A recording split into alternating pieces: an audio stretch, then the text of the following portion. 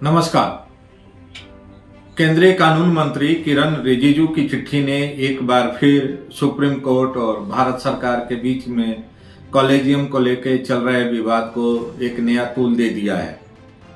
कानून मंत्री की चिट्ठी को लेके जहां एक तरफ सत्तारूढ़ दल से जुड़े हुए लोगों का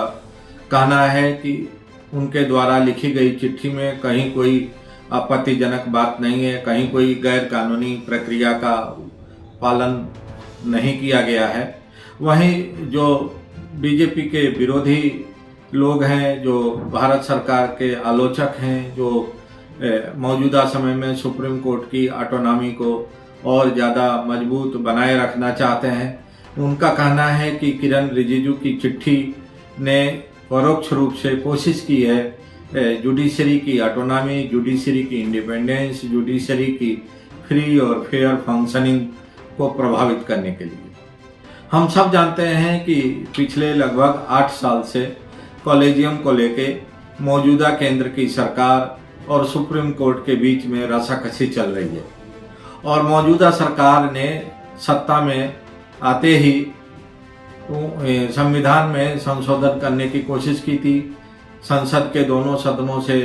एक बिल पास कराया गया था और नेशनल जुडिशियल अकाउंटेबिलिटी कमीशन के नाम से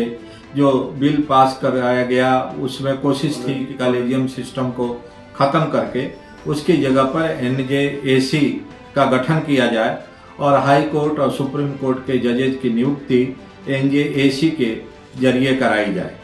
लेकिन जब वह बिल पास होकर कानून का शक्ल लेने जा रहा था, उसी समय कुछ लोगों ने सुप्रीम कोर्ट में एक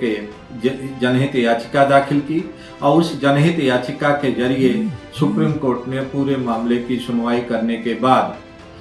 सरकार की उस कोशिश को विराम लगा दिया, उसको फुल स्टॉप लगा दिया और उस संशोधन का जो कानून था जिसके जरिए कॉलेजियम सिस्टम को समाप्त करने की कोशिश की गई थी, उसको स्क्रैप कर दिया सुप्रीम कोर्ट ने। और सुप्रीम कोर्ट की फुल बेंच ने माना था कि भारत सरकार की जो कोशिश थी वह संवैधानिक प्रक्रियाओं के अनुरूप नहीं थी और उसके चलते जो कॉलेजियम सिस्टम को ख़त्म करने की कोशिश की जा रही थी वह मुनासिब नहीं है। इसलिए उस पुरानी व्यवस्था को ही सुप्रीम कोर्ट की फुल बेंच ने बहाल रखा और कॉलेजियम के जरिए ही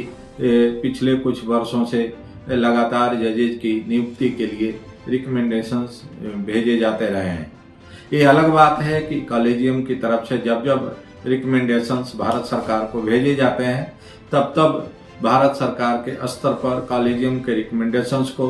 अप्रूव करने में, कॉलेजियम के रिकमेंडेशंस को मंजूर करके आगे बढ़ाने में डिले किया जाता रहा है और इसको लेके भी सुप्रीम कोर्ट एक बार नहीं कई बार अपनी नाराजगी जता चुका है। सुप्रीम कोर्ट कई बार भारत सरकार को बहुत तल्ख लहजे में एक तरह से चेतावनी देते हुए कहा है कि अगर सुप्रीम कोर्ट जजेज की नियुक्ति के मामले में कॉलेजियम के द्वारा भेजे गए रिकमेंडेशंस को ज़्यादा लंबे समय तक लंबित रखने की कोशिश करेगी तो कोर्ट मजबूर होकर कोई और कड़ा आदेश पारित कर सकता है। तो जहां एक तरफ पहले से कॉलेजियम को लेके, कॉलेजियम की जगह एनजेएसी के गठन को लेके सुप्रीम कोर्ट और भारत सरकार आमने सामने थी, उसी बीच देश के कानून मंत्री किरण रिजिजू की इस चिट्ठी ने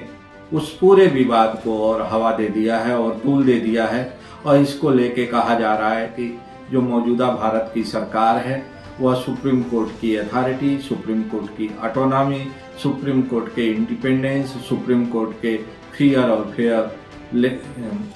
फियरलेस और फेयर फंक्शनिंग को प्रभावित करने की कोशिश कर रही।